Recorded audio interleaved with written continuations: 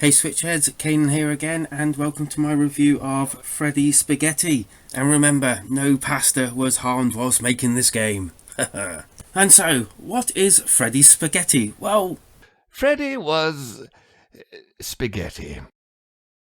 and so let's get into the actual game of Freddy Spaghetti. So controlling Freddy is easy-ish.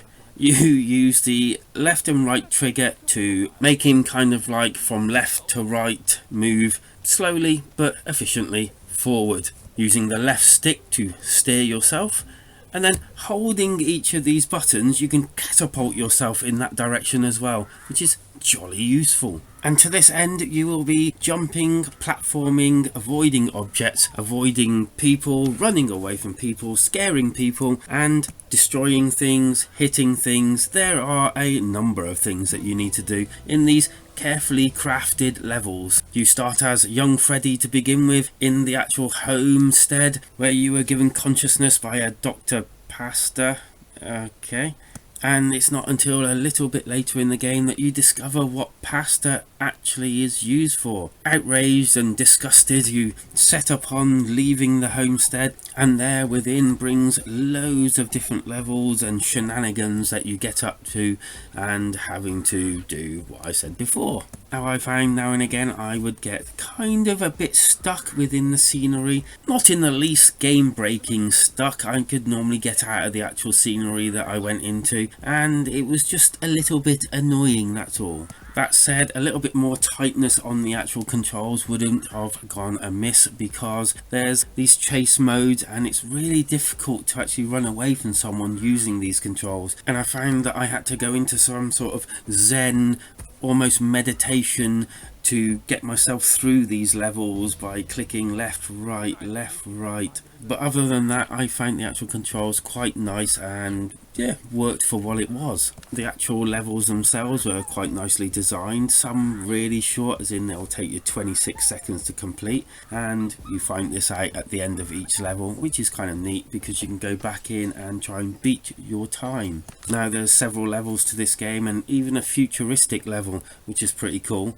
And each of them have set levels within those actual levels, or stages if you like. As I said before, some of them were incredibly short and some of them were quite longish, and some were short but really difficult to get past. What actually surprised me about this game was the amount of detail within the actual game and levels themselves. There's a surprising amount of detail that I thought for the price wouldn't actually be here, but it is, and I appreciate that. Thank you very much. As for the sound, again, the sound is okay, but it's all narrated, all of it. It's brilliant. The story is told through each of these stages and each of these levels, and it's told by a guy telling it, not just writing, not just stupid noises, but someone actually narrating it, which is brilliant and adds a depth to this game that you probably wouldn't have got if they'd gone for a more of a silent or just typing the words out. And the story is actually fun, and you just want to read and see where it goes. The music is perfectly fine, and I love the way that Freddy makes noises when you're actually leaping forward and the like. The mechanics are well used, and it doesn't feel like they're overusing them just for the sense of overusing them. I think, as I said before, the only levels that I really didn't enjoy that much were the running away levels, getting away from the police and the like. Didn't feel natural doing it because of how the controls are. All the other levels felt really good, and I thoroughly enjoyed them. This game is quite a humorous game. I mean, look at the subject matter, and again, that just adds another depth. The fact that, you know, they didn't try to take themselves too seriously. I'm not quite sure how they could do that. It's good that they didn't, and they tried to, you know, run with what they had, which was, as it seems, quite a bit. This is very much a one more go game. It really does have that spark upon it where you just want to have another go. You'll get a bit further and a bit further. The one level that stumped me so much was the football level, which you'll discover.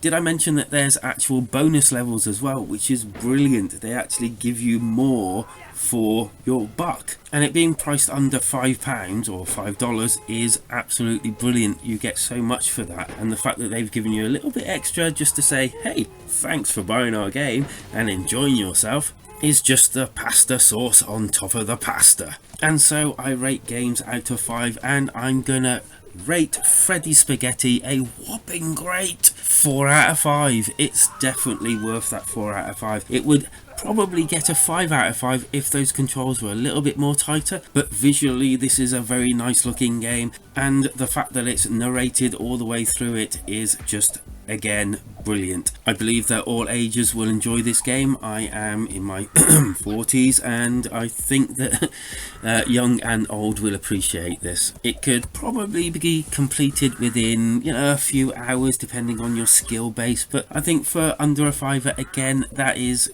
pretty well worth it, and probably the price that I'd actually put it at. And so, are you going to give Freddy a good old tryout, or are you going to leave this one? I'm obviously giving it a big thumbs up, go out and buy it, but let me know down in the comments what you think about it and if you agree with me. And while you're there, hit that like and subscribe button and join the Switchheads family, because we're growing and we're just such nice people. You all are such nice people and deserve it. And thank you to all my new and old subscribers. You're all great, and I wouldn't be able to do this without you, because life is better when we switch together.